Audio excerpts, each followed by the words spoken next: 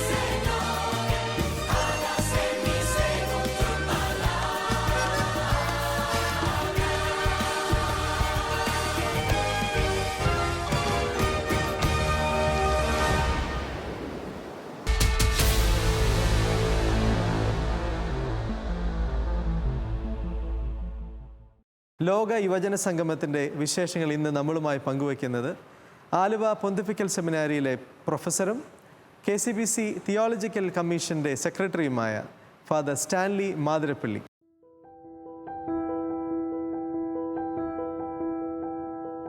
Reverend doctor father Stanley Mathirappally, വൈപ്പിനിലെ Elamkunnapuzha saint Sebastian ഇടവകയിൽ പരേതനായ ദേവസ്യ മാതിരപ്പള്ളിയുടെയും ത്രേസ്യാമ ദേവസ്യയുടെയും മകനായി ജനിച്ച് ദൈവഭക്തിയിൽ വളർന്ന് വരാപ്പുഴ അതിരൂപതയിലൂടെ സഭയ്ക്ക് അഭിമാനമായി മാറിയ വൈദികൻ. മനഃശാസ്ത്രത്തിലും ദൈവശാസ്ത്രത്തിലും ബിരുദാനന്തര ബിരുദങ്ങൾ, ബൈബിൾ പഠനത്തിൽ ഡോക്ടറേറ്റ് നേടിയിട്ടുള്ള സ്റ്റാൻലി അച്ഛൻ വരാപ്പുഴ അതിരൂപതയിലെ catechism, pastoral centre, Cochin arts communication, pontifical mission organisation എന്നിവയിൽ ഡയറക്ടർ സ്ഥാനം നിർവഹിച്ചിട്ടുണ്ട്. നിലവിൽ ദൈവശാസ്ത്രത്തിലും ബൈബിൾ പഠനത്തിലും ആലുവ പൊന്തിഫിക്കൽ സെമിനാരിയിലെ പ്രൊഫസറായി സേവനമനുഷ്ഠിക്കുന്നു. KCBC commission for theology secretary, KCBC theological magazine talent chief editor, KCBC pastoral training institute dean of studies, archdiocese ministries of commissions general coordinator, Antonio Bible college director തുടങ്ങി നിരവധി ചുമതലകൾ ഏറ്റവും ഭംഗിയായി നിർവഹിച്ചു പോരുന്നു. വെൽക്കം. അച്ഛൻ്റെ എത്രാമത്തെ വേൾഡ് യൂത്ത് ഡേയാണിത്? അതിൻ്റെ ആദ്യത്തെ വേൾഡ് യൂത്ത് ഡേ ആണ്. ഓ, ഓക്കെ. അപ്പോൾ എന്തുകൊണ്ടാണ് പെട്ടെന്ന് ഇങ്ങനെ ഒരു വേൾഡ് യൂത്ത് ഡേ അറ്റൻഡ് ചെയ്യണമെന്ന് ഒരു തീരുമാനം എടുത്തത്? വേൾഡ് യൂത്ത് ഡേയെ കുറിച്ച് എനിക്ക് കേട്ടറിവ് ഉണ്ടായിരുന്നുള്ളൂ. അപ്പോൾ സാധാരണ ഇങ്ങനെ 3 വർഷം കൂടുമ്പോൾ വേൾഡ് യൂത്ത് ഡേ ഉണ്ട്. ഏതാണ്ട് 20 ലക്ഷത്തോളം യുവജനങ്ങൾ ലോകത്തിൻ്റെ എല്ലാ ഭാഗത്തു നിന്നും വേൾഡ് യൂത്ത് ഡേക്ക് പങ്കെടുക്കുന്നു. കാലാകാലങ്ങളിലുള്ള പാപ്പമാർ അവരുമായിട്ട് വലിയ അനുഭവങ്ങളുണ്ടാകുന്നു. അങ്ങനെയൊക്കെ പറഞ്ഞു കേട്ടു. അപ്പോൾ എനിക്കതൊരു ക്യൂരിയോസിറ്റി ആയിരുന്നു അതിൽ പങ്കെടുക്കണമെന്നുള്ളത്. ഓക്കെ. അതുകൂടാതെ എനിക്ക് യുവജനങ്ങളുടെ ശുശ്രൂഷ എനിക്കേറെ താല്പര്യമുണ്ട്. ഞാൻ ഇരുന്നിട്ടുള്ള പള്ളികളിലും പ്രവർത്തിച്ചിട്ടുള്ള മേഖലകളിലൊക്കെ യുവജന ശുശ്രൂഷ വളരെ കാര്യക്ഷമമായിട്ട് ചെയ്യാൻ ശ്രമിച്ചിട്ടുണ്ട്. അവിടെ കണ്ട കാഴ്ചകളിൽ അച്ഛനെ ഏറ്റവും അധികം സ്വാധീനിച്ച ഒരു കാര്യം എന്തായിരിക്കും? പൊതുവേ നമ്മൾ യുവജനങ്ങളെക്കുറിച്ച് പറയുമ്പോൾ യുവജനങ്ങൾ വലിയ ഉഴപ്പന്മാരാണ്, വലിയ ഭക്തിയും വിശ്വാസവും ഇല്ലാത്തവരാണ് എന്നൊക്കെ സാധാരണ ആളുകൾ വിമർശന രൂപേണ പറയാറുണ്ട്. പക്ഷെ വേൾഡ് യൂത്ത് ഡേയിലെ വലിയ അനുഭവം എന്ന് പറഞ്ഞു കഴിഞ്ഞാൽ വളരെ തീക്ഷ്ണമതികളായ യുവാക്കളെ, പ്രത്യേകിച്ച് ഈശോയോടുള്ള സ്നേഹവും, ഞങ്ങൾ ക്രിസ്ത്യാനികളാണ് എന്ന് പറയും, പ്രത്യേകിച്ച് ഈശോയുടെ യുവജനങ്ങളാണ് എന്ന് പറയുന്നതിലുള്ള വലിയ തീക്ഷ്ണതയും, പിന്നെ ഫ്രാൻസിസ് പാപ്പയോട് ഈ പ്രാവശ്യം ഫ്രാൻസിസ് പാപ്പയോടുള്ള അപാരമായ സ്നേഹവും ഒക്കെ വളരെ പ്രകടമായിരുന്നു. എല്ലാവരും വളരെയേറെ സന്തോഷമുള്ള യുവജനങ്ങളായിട്ടാണ് എനിക്ക് അത് വലിയൊരു അറിവാണ്, പുതിയൊരു അറിവായിട്ട് എനിക്ക് ഫീൽ ചെയ്തത്. ഇപ്പോൾ ആനന്ദത്തെക്കുറിച്ച് ഏറ്റവും കൂടുതൽ പറയുന്ന ഒരാളാണ് ഫ്രാൻസിസ് പാപ്പ. ഫ്രാൻസിസ് പാപ്പയുടെ എല്ലാ പ്രബോധനങ്ങളും ആനന്ദത്തെക്കുറിച്ചാണ്. ഒടുവിൽ എഴുതിയതും ആനന്ദിച്ച് ആഹ്ലാദിക്കുവാൻ. അപ്പോൾ തീർച്ചയായിട്ടും ഒരു യേശു സ്നേഹത്തിൻ്റെ വലിയൊരു അടയാളം ആനന്ദമാണ് എന്നുള്ളത് പ്രത്യേകിച്ച് ആനന്ദിച്ച് ജീവിക്കാനായിട്ട് ഫ്രാൻസിസ് പാപ്പ ആഹ്വാനം ചെയ്യുമ്പോൾ ശരിക്കും യുവജനങ്ങൾ ആനന്ദം അനുഭവിക്കുന്നു. അത് വെറുതെ ലൗകികമായ കുറേ താല്പര്യങ്ങളിലല്ല, അതിനേക്കാൾ ഉപരി അവർ ഒരുമിച്ച് കൂടുമ്പോഴുണ്ടാകുന്ന ഒരു ആനന്ദം, പിന്നെ അതൊരു പ്രത്യേക ലക്ഷ്യത്തിനും ഒരു പ്രത്യേക കാര്യത്തിനും വേണ്ടിയാണ് എന്നുള്ള ആ ഒരു കൂട്ടായ്മയുടെ ഒരു ആനന്ദം, അതെല്ലാം നമുക്ക് ശരിക്കും അനുഭവിക്കാൻ പറ്റുന്നൊരു അവസരമായിരുന്നു. ഓക്കെ, അച്ഛൻ അവിടെ എത്തിയത് പാർട്ടിസിപ്പൻ്റ് ആയിട്ട് ആയിരിക്കില്ലല്ലോ അച്ഛൻ?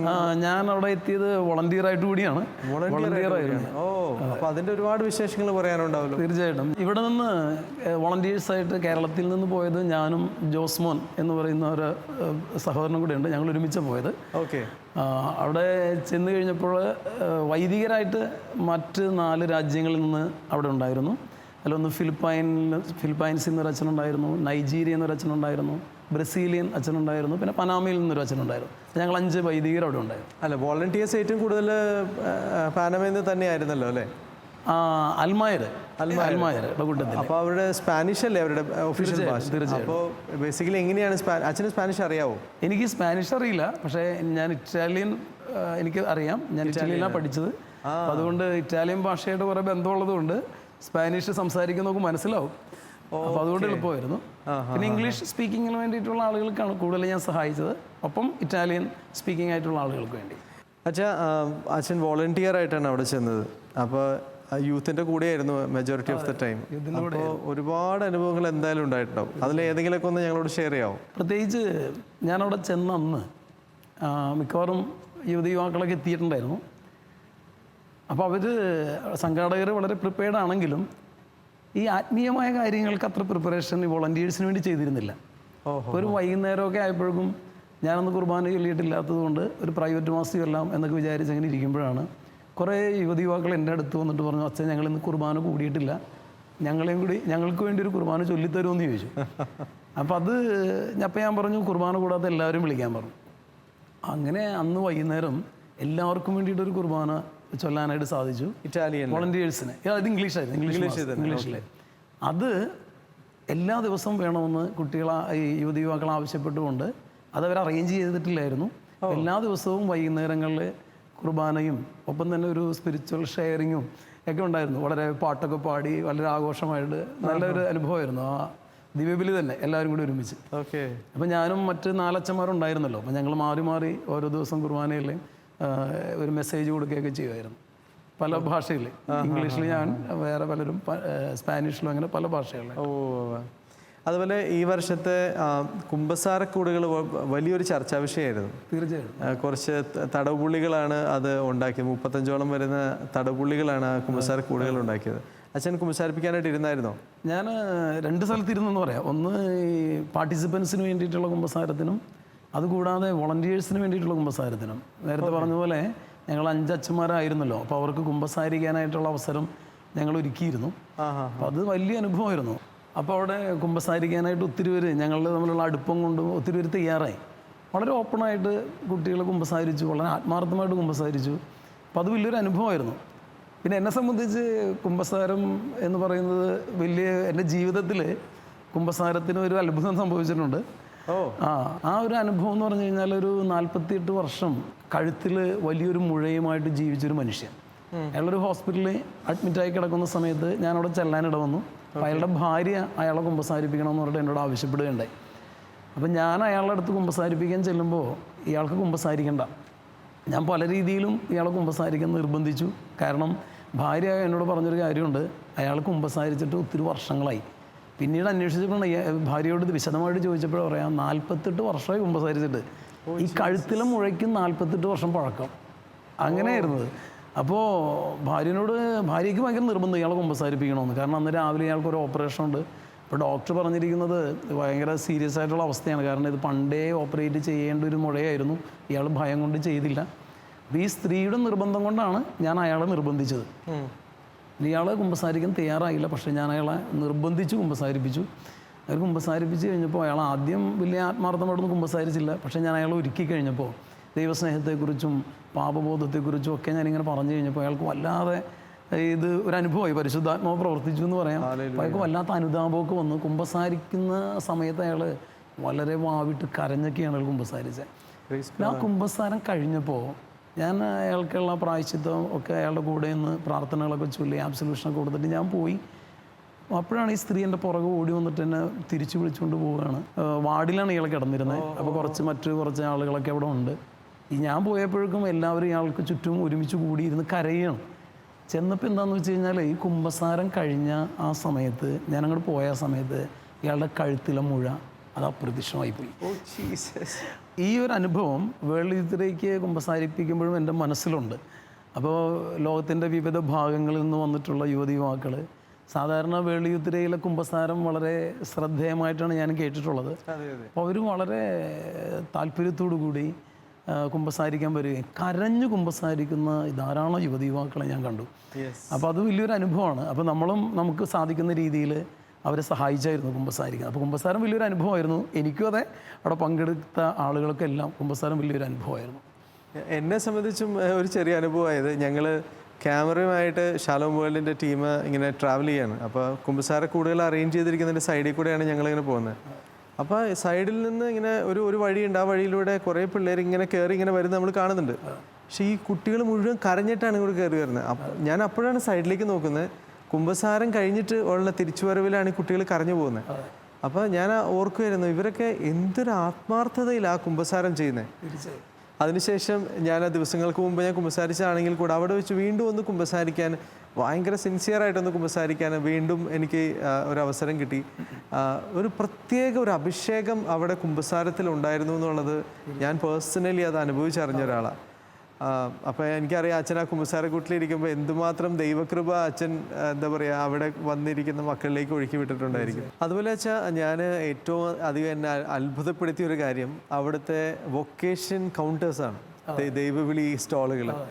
അതായത് നമ്മളിവിടെ നാട്ടിൽ പല അച്ഛന്മാരും പല സിസ്റ്റേഴ്സും എപ്പോഴും പറയുന്ന ഒരു പരാതിയാണ്, നമുക്ക് ദൈവവിളി കുറഞ്ഞു പോകുന്നു, മക്കളെ ദൈവവിളി ക്യാമ്പുകൾക്ക് വിടണമൊക്കെ. പക്ഷെ അവിടെ ചെന്ന് ഈ വൊക്കേഷൻ ഒരു 100ഓളം വൊക്കേഷൻ സ്റ്റാൾസ് ഉണ്ടായിരുന്നു.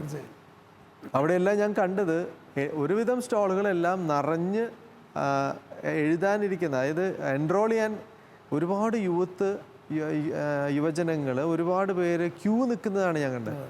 അച്ഛനും അത് ഓട്ടോമാറ്റിക് കണ്ടിട്ടുണ്ടാവും. ആ ഭാഗത്തേക്ക് പോകുന്നവരെ എല്ലാവരും അത് കണ്ടിട്ടുണ്ടാവും. അത് മനം കുളിർക്കുന്ന ഒരു കാഴ്ചയാണ്. തീർച്ചയായും. അച്ഛന് എന്താ തോന്നി അതൊക്കെ കണ്ടപ്പോൾ? ഞാൻ ഈ പറഞ്ഞ പോലെ നമുക്കിവിടെ നമ്മുടെ നാട്ടിൽ ദൈവവിളി കുറഞ്ഞു വരുന്നു എന്നുള്ളൊരു പൊതുവെ സംസാരമുണ്ട്. ഇതിൽ കുറച്ചൊക്കെ സത്യമുണ്ട്.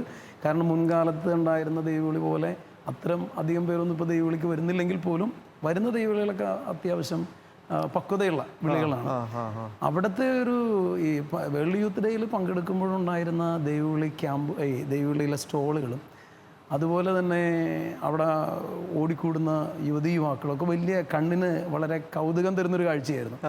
ഞാൻ ശ്രദ്ധിച്ച മറ്റൊരു സംഗതി, ഈ ചില വൈദികരും ചില സിസ്റ്റേഴ്സും ഒക്കെ യുവജനങ്ങൾക്ക് അവരെ ആകർഷിക്കുന്നതിന് വേണ്ടിയിട്ട് പ്രത്യേക രീതിയിലുള്ള വസ്ത്രം ധരിച്ചും, പിന്നെ ഞാൻ കണ്ട വേറൊരു സംഗതി, ഈ കാലിൽ ഇങ്ങനെ വലിയ നമ്മൾ ഒരു വടിയൊക്കെ വെച്ച് കെട്ടി അവരെ ആകർഷിക്കുകയും.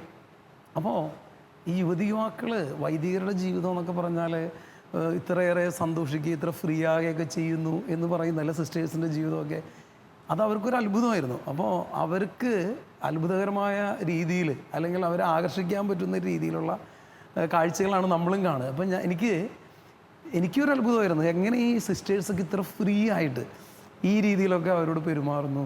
അച്ഛന്മാരൊക്കെ ഇങ്ങനെ പല രീതിയിലുള്ള, അപ്പം അത് കുട്ടികളെയും വല്ലാതെ ആകർഷിച്ചിട്ടുണ്ട്.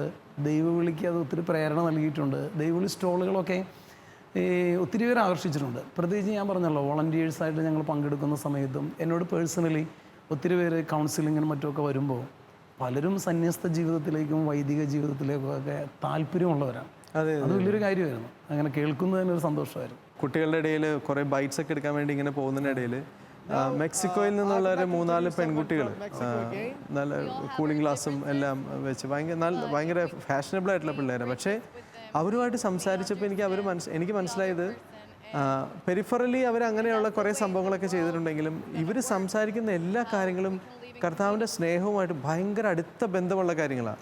മാർപ്പാപ്പയുടെ മെസ്സേജിനെ കുറിച്ചൊക്കെ കുട്ടികൾ സംസാരിച്ച് കേട്ടപ്പോൾ മാർപ്പാപ്പ പറഞ്ഞ ഓരോ വാക്കും അവരുടെ ഹൃദയത്തിൽ അത്രയ്ക്ക് അധികമായിട്ട് അത് ആലേഖനം ചെയ്തിട്ടിരിക്കുക. വേൾഡ് യൂത്ത് ഡേയിൽ അങ്ങനെ ഒരു കാഴ്ച തീർച്ചയായിട്ടും നമുക്ക് കാണാമല്ലേ? അതായത് ഒരു വിരോധാഭാസം, അതായത് ആ പുറമേ കാണുന്നതിനേക്കാളും കൂടുതൽ ഡീപ്പറായിട്ട് അവരുടെ ഉള്ളിലുള്ള ഒരു സ്നേഹം. അതെ, അത് ചിലപ്പോഴൊക്കെ എനിക്ക് തോന്നിയിട്ടുണ്ട്. പിള്ളേർ രാത്രിയൊക്കെ കൊന്ത ചൊല്ലുന്നതൊക്കെ, ജപമാലയൊക്കെ ചൊല്ലുന്നത് ചിലപ്പോൾ ഒരു കൂട്ടത്തോടെ എവിടെയെങ്കിലും ഇരുന്ന്, പിന്നെ അവർ യാത്ര ചെയ്യുന്ന സമയത്ത് ജപമാല ചൊല്ലി പോകുന്ന കാഴ്ചകൾ, അതൊക്കെ ഭയങ്കര ഇതാണ്. അതുപോലെ വണ്ടിയിലൊക്കെ യാത്ര ചെയ്യുമ്പോൾ ഞാൻ ഓർക്കാണ്, ഒരു ശ്രീലങ്കയിൽ നിന്ന് വന്ന ഒരു സഹോദരനുണ്ട്, യനൂക്ഷൻ എന്ന പേര്. പുള്ളിക്കാരൻ ഇങ്ങനെ എല്ലാ ദിവസവും കുർബാന, പ്രത്യേകിച്ച് പഴയ ഇപ്പോൾ ലാറ്റിൻ മാസ്, ശരിക്കും ലാറ്റിൻ ഭാഷയിലുള്ള കുർബാന നടക്കുന്നു എന്ന് കണ്ടപ്പോഴേക്കും തലേ ദിവസം തന്നെ അതിനുവേണ്ടി പ്രിപ്പറേഷൻ നടത്തി അതിരാവിലെ തന്നെ പോയി. അപ്പം അങ്ങനെ ഒത്തിരി അനുഭവങ്ങളൊക്കെ, ഇങ്ങനെയുള്ള ദിവ്യമായ അനുഭവങ്ങളൊക്കെ കുട്ടികൾക്ക് ധാരാളമുണ്ട്. ഈ പറഞ്ഞ പോലെ അവരുടെ വേഷവിധാനങ്ങളും അവരുടെ ശൈലികളൊക്കെ കാണുമ്പോൾ നമ്മളവർക്കും ഭയങ്കര ഉഴപ്പാൻ വേണ്ടി വന്നിരിക്കുന്നത്. പക്ഷേ അത് അവരുടെ സംസാരത്തിലും അവരുടെ പ്രാർത്ഥനയിലും ഒക്കെ അത് വലിയ അനുഭവം. അത് നമ്മുടെ മുൻവിധികൾ പലതും തെറ്റിക്കും. പിന്നെ ഞാൻ ബസ്സിൽ യാത്ര ചെയ്തപ്പോൾ കണ്ടൊരു വേറൊരു സംഭവമുണ്ട്. ഒരു പയ്യൻ്റെ കയ്യിൽ ടാറ്റു കുത്തിയിരിക്കുകയാണ്. ഒരു സൈറ്റനിക് ആയിട്ടുള്ള ഒരു ഇതാണ്. അപ്പോൾ അവനോട് ഞാൻ ഇതിനെക്കുറിച്ച് ചുമ്മാ ചോദിച്ചു. അപ്പോൾ അവൻ എന്നോട് പറഞ്ഞു, ഇത് നേരത്തെ ചെയ്തതാണ്. അപ്പോൾ കാരണം ഇങ്ങനെയുള്ള കുറച്ച് കാര്യങ്ങളൊക്കെ, ഈ സൈറ്റനിക് വർഷിപ്പ് അങ്ങനെയുള്ള കാര്യങ്ങളൊക്കെ ഇപ്പോൾ അതിന് ആകർഷണമായിട്ടുണ്ടായിരുന്നു ഏതോ വഴി. ഓക്കെ. എന്നിട്ട് അവൻ അത് കഴിഞ്ഞിട്ട് അവൻ്റെ ഈ തള്ളവിരലിൻ്റെ മുകളിലായിട്ട് എന്നൊരു കുരിശ് കാണിച്ചത്. അപ്പോൾ ഞാൻ ചോദിച്ചു, ഇതിൻ്റെ കൂടെ ഇങ്ങനെ കുരിശ് വന്നതെന്ന് ചോദിച്ചു. അപ്പോൾ അവൻ എന്നോട് പറയാണ്, അവൻ്റെ അമ്മ ഭയങ്കരമായിട്ട് പ്രാർത്ഥിച്ചിരുന്നു. ഇവൻ ഇങ്ങനെ പോയിട്ട് അമ്മയ്ക്ക് ഭയങ്കര സങ്കടമൊക്കെ ആയിട്ട് ഒത്തിരി പ്രാർത്ഥിച്ചിരുന്നു. പ്രാർത്ഥിച്ച് ഇതിനോടുള്ള താല്പര്യമൊക്കെ പോയി കഴിഞ്ഞ് തിരിച്ചു വന്നപ്പോൾ അമ്മയാണ് ഈ കുരിശ് അവന് കുത്തിച്ചത് അവൻ്റെ കയ്യിൽ. അതുകൊണ്ട് അവൻ പറയുന്നത് വെച്ചാൽ, എനിക്കിപ്പോൾ ഇതിനെക്കുറിച്ചൊരു പേടിയില്ല. എനിക്ക് ഈ എനിക്ക് കുത്തിത്തന്ന അമ്മ എൻ്റെ കയ്യിൽ കുത്തിച്ച കുരിശ് എനിക്ക് വലിയ സംരക്ഷണമാണ്. ഇങ്ങനെയൊക്കെ ഒരു 10-22 വയസ്സുള്ള പയ്യനൊക്കെ പറയുമ്പോൾ അവൻ ആ വലിയ നേരത്തെ വഴിതെറ്റിപ്പോയി എന്നുള്ളൊരു തിരിച്ചറിവും ഇപ്പോൾ ഒരു വലിയൊരു സുബോധത്തോടു കൂടി ഇങ്ങനെ ഈ കുരിശ് വലിയ സംരക്ഷണമാണെന്നുള്ള ചിന്തയിലുള്ള ഒരു രീതി, അതൊക്കെ എനിക്ക് ഒത്തിരി വലിയ അനുഭവമായിട്ട് തോന്നിയത്. Praise the Lord. അതുപോലെ എന്നെ ഏറ്റവും അധികം സ്വാധീനിച്ച ഒരു കാഴ്ച എന്ന് പറയുന്നത് സമർപ്പിതരുടെ ഫേസിലുള്ള ആനന്ദമായിരുന്നു.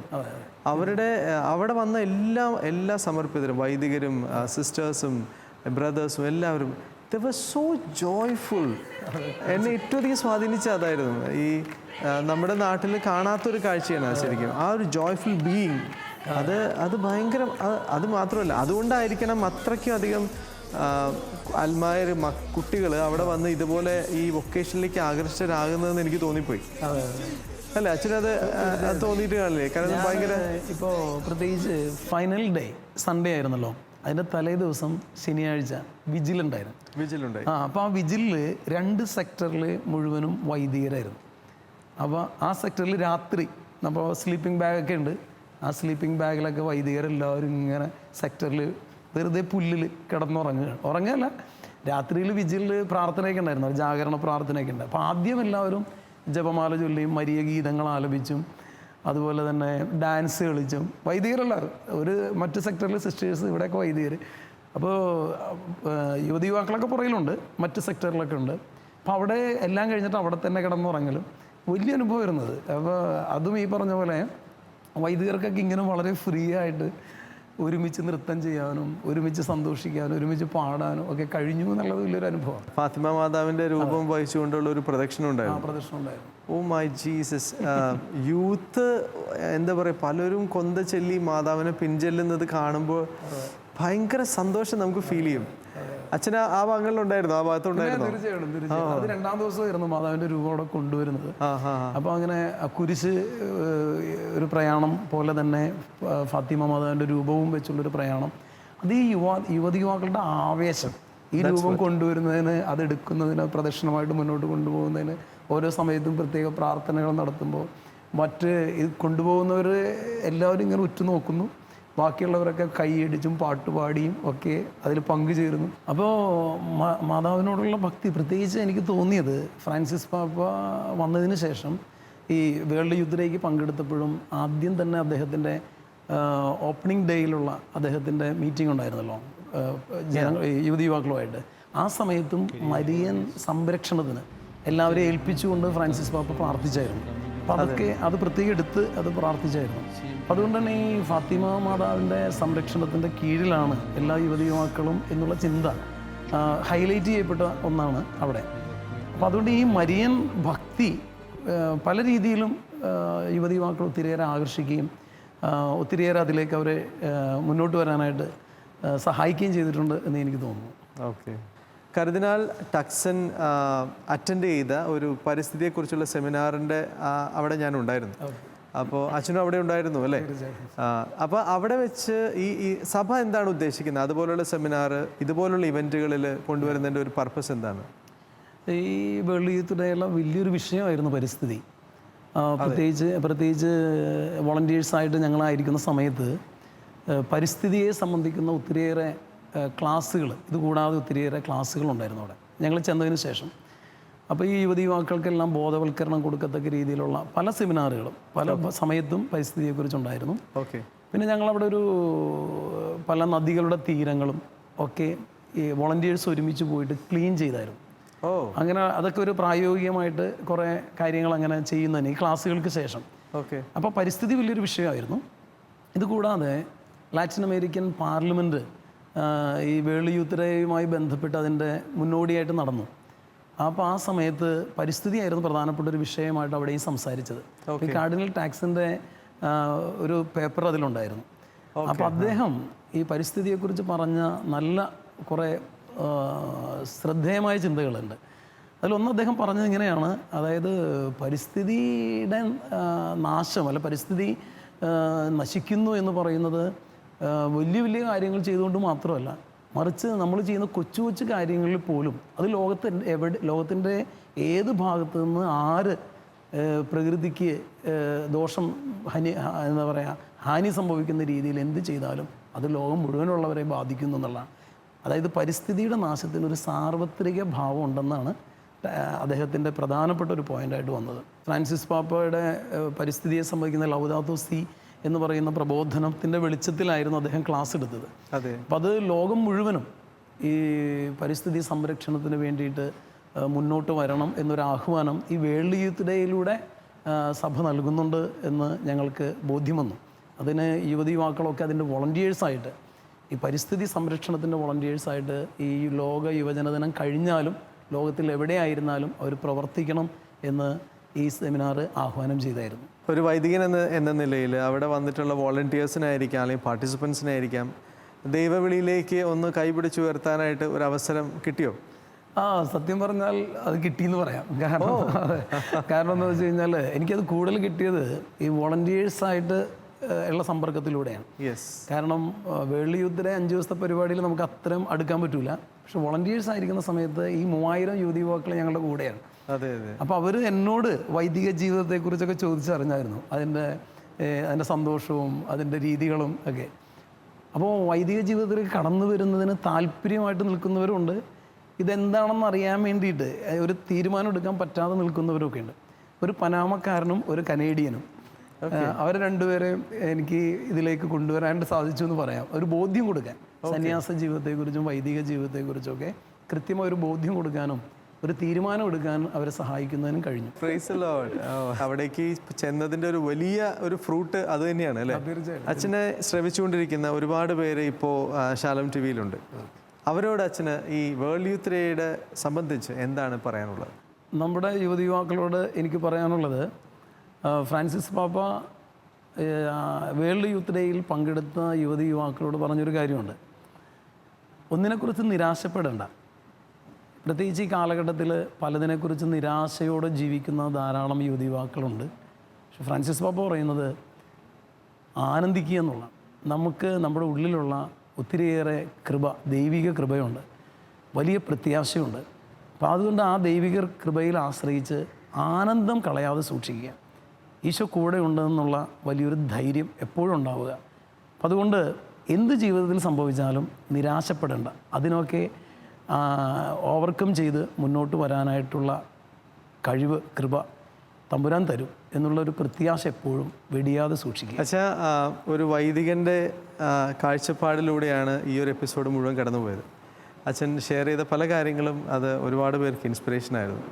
അച്ഛൻ്റെ വിലപ്പെട്ട സമയത്തിന് ഒത്തിരി നന്ദി. Thank you so much and God bless. Thank you. God bless you to.